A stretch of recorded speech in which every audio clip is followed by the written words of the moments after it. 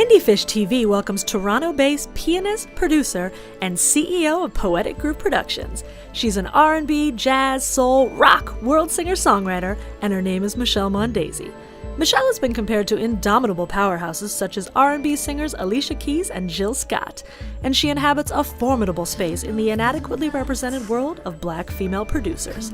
Nominee and winner of a number of TIMAs, including Best Urban Artist, Best R&B Soul Artist, Best R&B Song, and Best Up-and-Coming Producer, Michelle has self-produced 2 R&B albums, as well as leads the critically acclaimed Toronto alt-rock band Madame Psychosis. Madame Psychosis' sophomore album, Survivor, drew the attention and acclaim of playlist curators and music publications around the world. Michelle's motivational latest release, Crazy World, voices her frustrations and pain with regards to race relations and the COVID pandemic. This and all the latest from Michelle can be found on Instagram, Facebook, MichelleMondesir.com, or right here on Indiefish TV.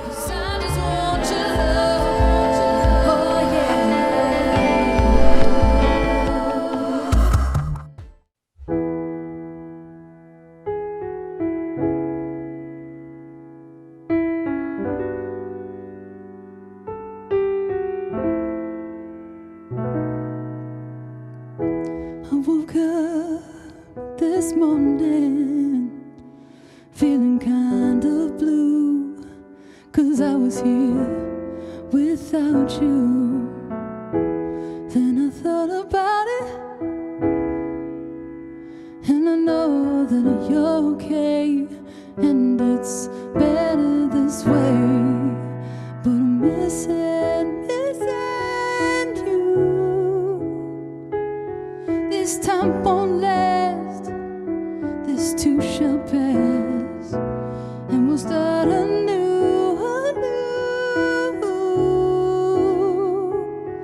Me and you. Oh, it's a crazy, crazy world. Tired of the bullshit. Oh, it's a crazy, crazy world. Tired of the loose lips, talking all that bullshit. All they care about is M-O-N-E-Y. I don't understand why people D-Y-I-N-G, people dying M-O-N-E-Y. I don't understand why people D-Y-I-N.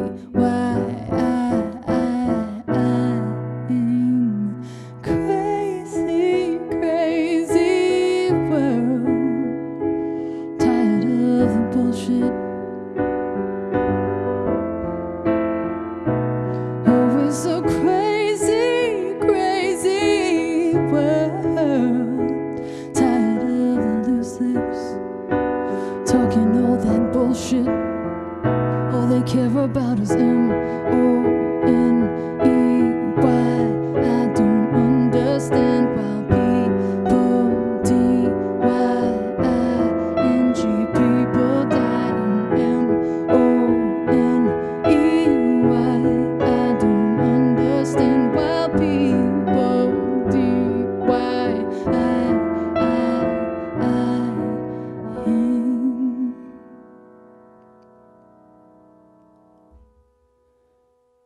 Oh, it's a crazy, crazy world. Tired of the bullshit.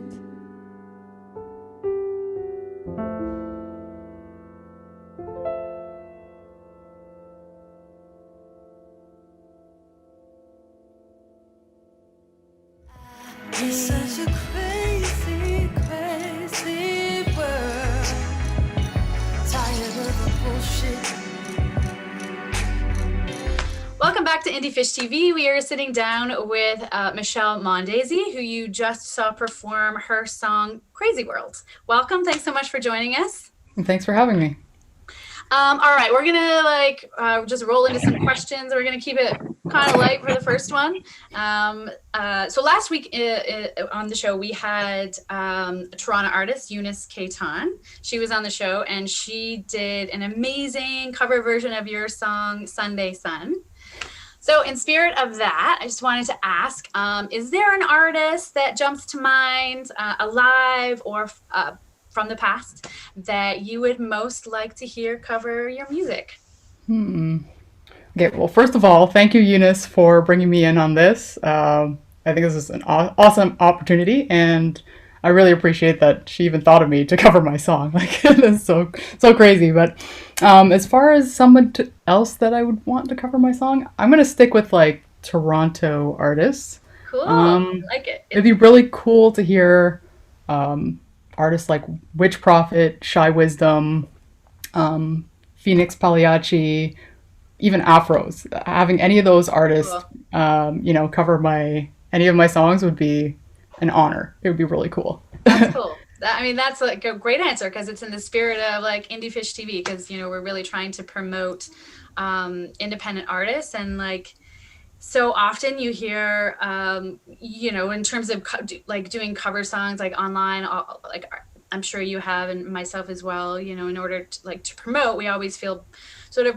like obligated or pressure to cover music that is popular, but there's so much great material, like just within our own communities, like with artists who have so many great songs that never get the opportunity to get heard. So this was kind of our way of like trying to do that. So that's a great answer. Unfortunately, even in mainstream, I just don't understand why radio doesn't spin more artists. There's so many artists out there. Like, we hear the same couple of songs every other hour, and there's so much good music out there. It just boggles my mind. But you don't like. Do you really need to hear like Ariana Grande every 10 seconds? Every other, it's like, I mean, in Toronto alone, like there's an insane so much talent. Amount of talent. Like, it's crazy. I mean, you could have multiple radio stations only playing that, and you would have a full roster. You know what I mean? Like, it's true. Totally. Yeah. So in addition to being a great songwriter and performer, I noticed you do a lot of your own production, and that's production is kind of where my heart is. That's a bit of a production nerd. So that's obviously what caught my eye. But mainly, I don't know if you feel this way.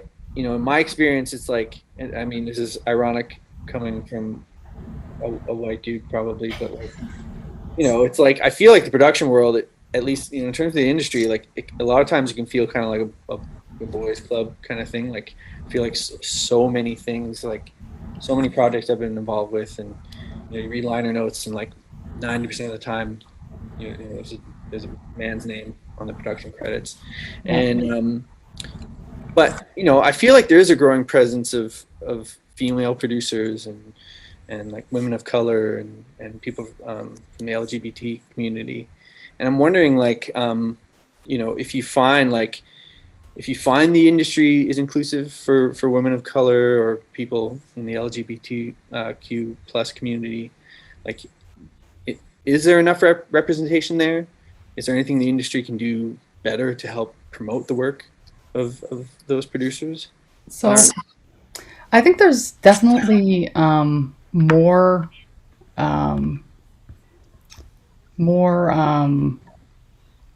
LGBTQ and BIPOC female producers, and even more specifically, probably producer artists than we think. But I think the issue is there, like you said, there isn't really that representation in an actual studio, and in technical positions. But I mean, there are female producers like Wanda Girl from Brampton. She made it big, like working with Jay-Z, and we got Truss from Trippy. I don't know if you guys have heard from about Trippy, but Truss from Trippy, LGBTQ and BIPOC. and Havaya Mighty, again, another a female artist producer that, you know, has been doing, you know, major things, again, from Brampton.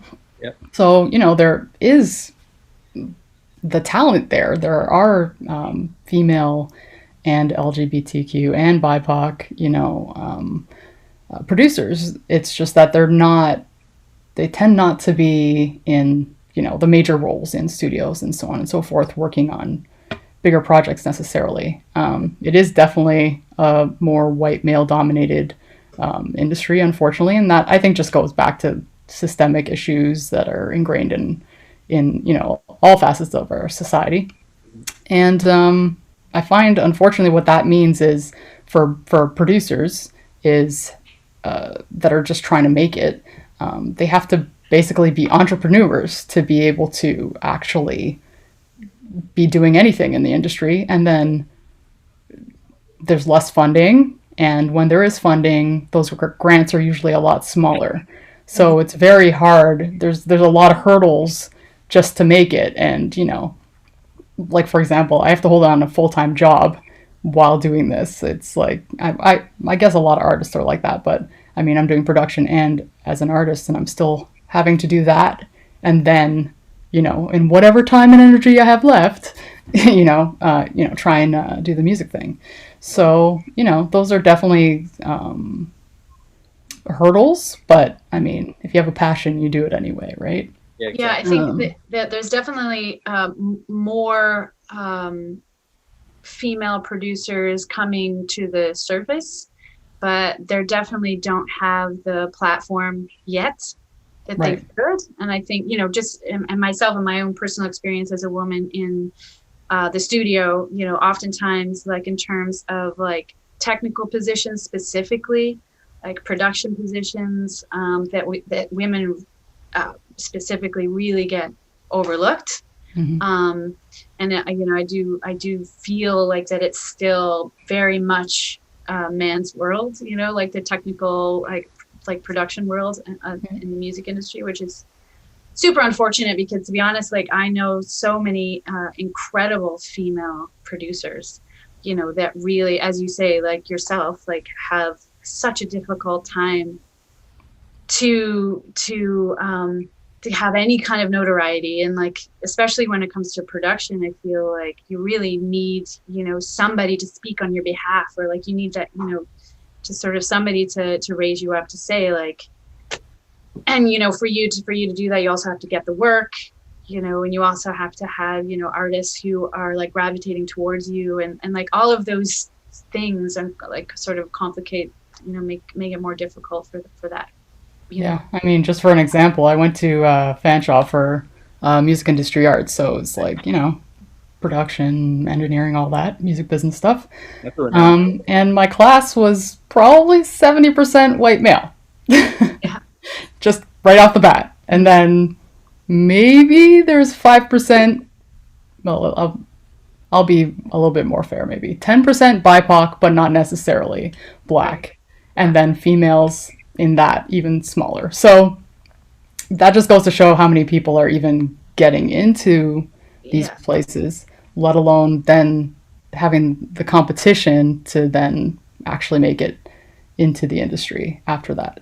So and I think too, like there's a problem, like just within the, like for women, and I'm, you know, kind of speaking for myself, but I think that I've always felt very intimidated by, you know, by production, and by, just because like it's like, you know, being sort of fed the dialogue in your, you know, through the years, like you tend to believe like, oh, well, this position is not really something that I'm capable of doing, or if you don't see yourself represented in those positions, then you don't tend to gravitate towards them, even though you might have the talent or the interest in doing it. It must be like, you know, for you to sit in a class of like 90%, you know, white men, you know, and have that, the courage to even like, you know what, like I'm capable of this and I can take this on, and like I'm just as good, and that's amazing. And we need, I think the thing is,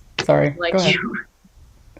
I think the thing is always knowing that you have something unique to give, regardless of who's in front of you. It could be a purple alien. You are different than that purple alien, and therefore you have something different to give, right? Everybody's unique and different. And as long as you can focus on that rather than focusing on, you know, oh, I am different, I'm the black sheep or whatever, then that, for me, that helped anyway. Yeah. Yeah, definitely. It's a good start. I think we have a long way to go in terms of overcoming, like, just for, I think, women in general, but especially the industry, and sort of overcoming that stigma, you know, that women can't do it or aren't interested in doing it or capable of doing. And that's something I think that's a hurdle that we still have a long way to go. Yeah. So the other thing I wanted to talk about, this question sort of came up in another conversation that I was having a while ago, just about like homosexuality in art in general, like the representation of homosexuality in art. And like, obviously homosexuality in art has existed for centuries and centuries, but oftentimes a lot of those artists through the years felt compelled to codify its expression, and hide, you know, their homosexuality within the art. Do you think that the pressure to do that still exists? And just to sort of follow up as well, for yourself, somebody who is a queer songwriter, do you find yourself ever downplaying the differences between straight and queer perspectives in your music? Or is that something that you wholeheartedly embrace? So going back to your first question, regarding whether the pressure still exists or not, I mean, I think the pressure will always exist until it's completely normalized, right? So we're going back to, again, what's normal in society? Normal in society is a white, straight male. So anything that diverges from that, so that's, again, being a person of color, being a queer person, or, you know, two-spirited, whatever, anything that is a diversion from that will always leave that pressure existing, right?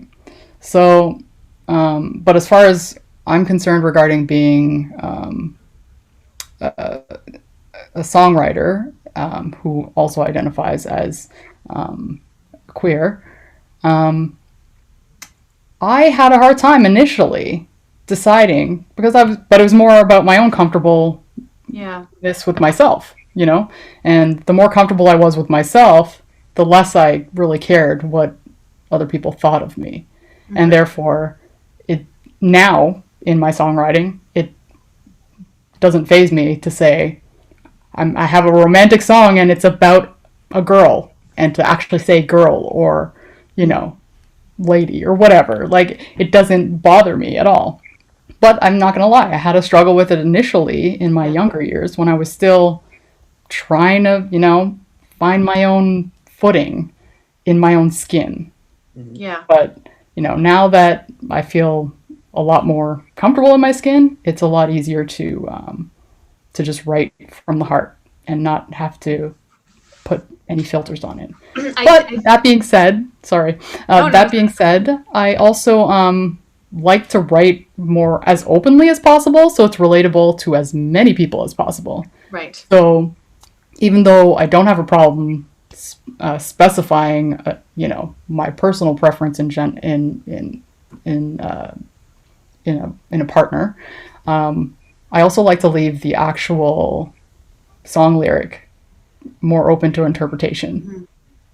So hopefully that answers your question. Yeah, so I think we're going to talk about Aphrose. Yes. Oh yeah. I was like, she's a close friend of mine actually, and we performed together a lot. And so I was really pumped that she was your selection. Is there anything you want to tell any of the viewers about Aphrose? Is there anything specifically? Well, if anybody doesn't know her, she's an indie soul artist from Toronto. She's worked with so many major established artists like Daniel Caesar, Lee Fields and the Expressions, Jessie Reyez, just to name a few. She's a powerhouse when it comes to her vocals, large vocal range, and just I don't know. The few times I've spoken with her, she's just the sweetest person, like the most down to earth person. She's cool. I actually was supposed to be on a show with her, and then for some reason she had to pull out, and I was like, oh no, I really wanted to meet her. And I didn't get the chance, and that really sucked. But yeah, I picked her specifically because I think I don't think a lot of people know about her. Not enough people. Like, I think Probably not enough people. She's underrated for what she brings to a project. I just think, she's cool. Yeah, and that record of hers is like, I don't know. I mean, I'm biased because, she's my friend and everything, but it's. Well, you also did cover. It's a masterpiece, I think. Like I love that record so much. What were you saying, Scarlett? Sorry. Oh, I was just gonna say, hold on, I've got a weird notification on my. I was gonna say you did one of her tunes as well. Like you've also. Oh yeah. Her tunes. Yeah. There was a live stream kind of early on into the COVID live streaming boom. I did "Make Your Mark," just cool. like acoustically, but yeah. Send me the link. What's that? Send me the link if it's somewhere. I'll send you over in the gram. I think.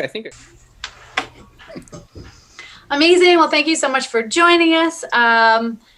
Everybody stick around. We've got Michelle Mondesir performing Canadian R&B soul singer, Aphrose song, Invincible. Thanks for having me.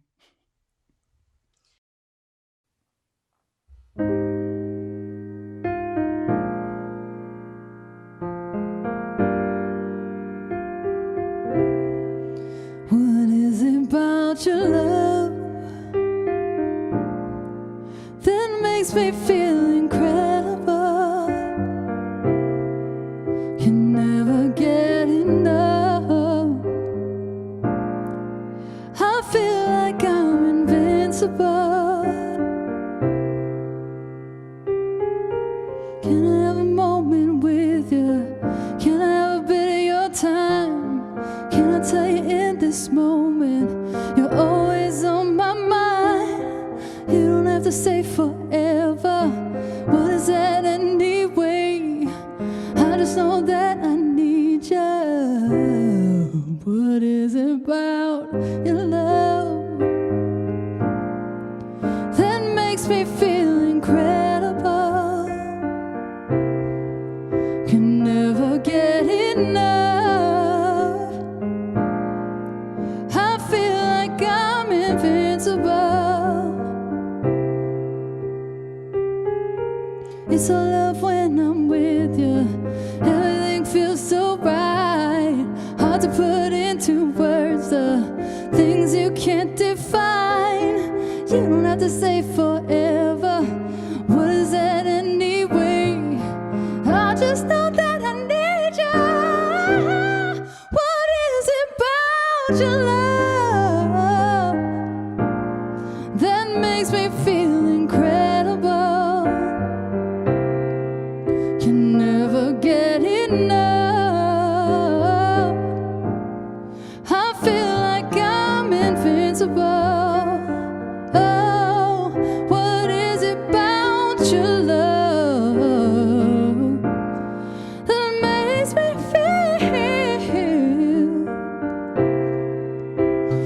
invincible, baby? I can never get enough. Oh, baby, feel so invincible. Hey, baby, what's about your love that makes me feel so invincible? Hey, baby, what's about your love that makes me feel so? Hey, baby, what's about your love that makes me feel so invincible?